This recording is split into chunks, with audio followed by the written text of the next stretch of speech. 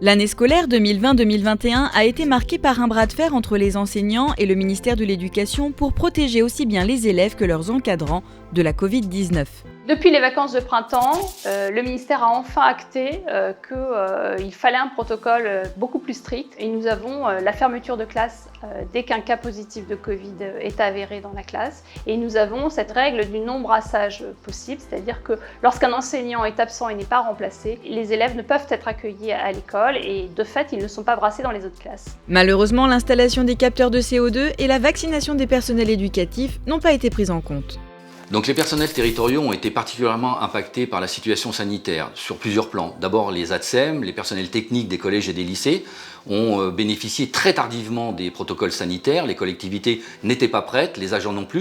Et il faut remarquer aussi qu'ils n'ont pas bénéficié d'une politique de vaccination prise en charge par le gouvernement. Ils ne faisaient pas partie du personnel prioritaire et ça c'est vraiment à déplorer et à remettre en cause. Pour les examens, les aménagements arbitrés sont jugés irresponsables. En lycée professionnel, nos élèves vont passer entre 4 et 5 épreuves sur table. Et sur ces 4 ou 5 épreuves, seules les 2 meilleures notes seront retenues.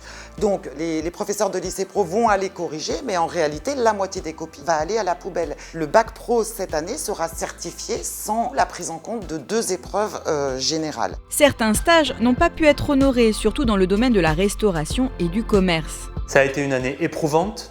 On le voit de nouveau à l'occasion de la question des examens qui creusent les inégalités. On voit que les élèves sont mal préparés et finalement tout ça est à l'image de l'ensemble de cette gestion de crise. Pour sortir de la crise, il faut des protocoles sanitaires anticipés, il faut des moyens supplémentaires pour que l'école reste ouverte et faire aller de l'avant la société tout entière.